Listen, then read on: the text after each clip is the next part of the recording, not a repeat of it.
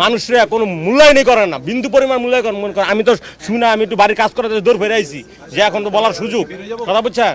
এই ভূমি অফিসে মনে করেন যে চাটাই না, হ্যাঁ মনে করেন কোটিপতি, সমস্ত কাগজপত্র একুরেট থাকা সত্ত্বেও লক্ষ লক্ষ টাকা ছাড়াই করে না। আমার একটা বাড়ির ছোট একটা বাড়ির একটা কাজ 2.5 লক্ষ টাকা দাবি করছে, এরপরে এই কাজ আমি 20,000 টাকা করাইছি। লক্ষ লক্ষ টাকা বাণিজ্য, প্রতিদিন খাবারের ব্যবস্থা আপনার দেখলে কইবেন যে মন্ত্রী এমপিরাও খায় না এই ধরনের খাবার। আমরা সারা বাংলাদেশে বিভিন্ন প্রান্তরে যাব এবং আপনি পার্টিকুলারলি যে অভিযোগগুলো এনেছেন সেগুলো আমরা আমাদের নির্বাহী কর্মকর্তা আছেন, উনিও আমার পাশে আছেন, উনি শুনেছেন, সেই ব্যাপারে আমরা কার্যকর পদক্ষেপ নিব।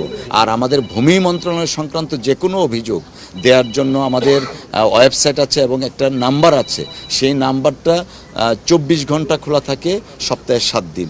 আর এখানে যেমন একটা চার্ট টানানোর কথা 1170 টাকা, সেই চার্টটাও টানানো পাইনি। সেই হিসাবে আমি উপজেলা নির্বাহী কর্মকর্তাকে নির্দেশনা দিয়েছি যেন যত তাড়াতাড়ি সম্ভব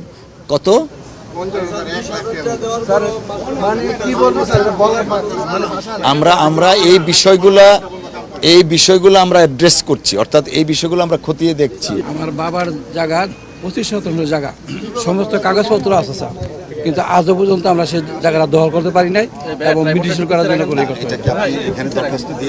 দরখাস্ত দেওয়া আছে স্যার। 10:15টার সময় কর্মকর্তা 2 জন এসছেন, একজন এসছেন 10:15 আর একজন 10টার পরে এসছেন ইন্সপেকশন শুরুর পরে।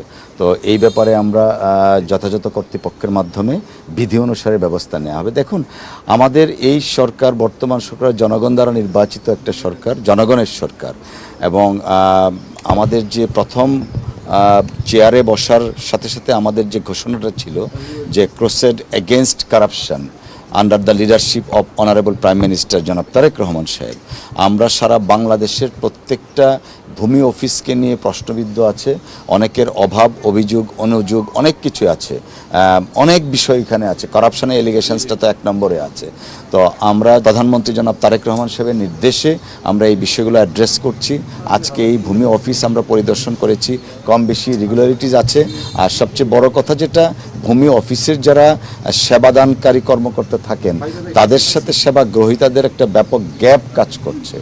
ওনারা প্রপারলি এক্সপ্লেন করছেন না কোন কাজটা কতটুকু সময় লাগবে, কতদিন সময় লাগতে পারে। মানে আমাদের যে প্রথাগতভাবে যে একটা আমলাতান্ত্রিক মনোভাব সেইটা এখনও বিরাজমান। প্রজাতন্ত্রের কর্মকর্তা বা কর্মচারী হিসাবে জনগণের সাথে যে সম্পৃক্ততাটা, ইন্টারাকশনটা, সেটা হয়ে উঠছে না। তো সেই বিষয়টা আমরা অ্যাড্রেস করব। আর আজকে আমরা যা দেখেছি, অফিসিয়াল কিছু সিক্রেসির ম্যাটার আছে, সেই জিনিসগুলো আমরা দেখে বিধি অনুসারে ব্যবস্থা নিব। এবং আজকের এই আকস্মিক ভিজিট শুধুমাত্র সিদ্ধিরগঞ্জের মধ্যে সীমাবদ্ধ থাকবে না, বাংলাদেশের যে কোনো প্রান্তে, যে কোনো দিন, যে কোনো অফিসে আমরা যাব এবং এইভাবে একটা যেটা বলা হয় সারপ্রাইজ ভিজিট, সেটা আমরা অব্যাহত রাখব।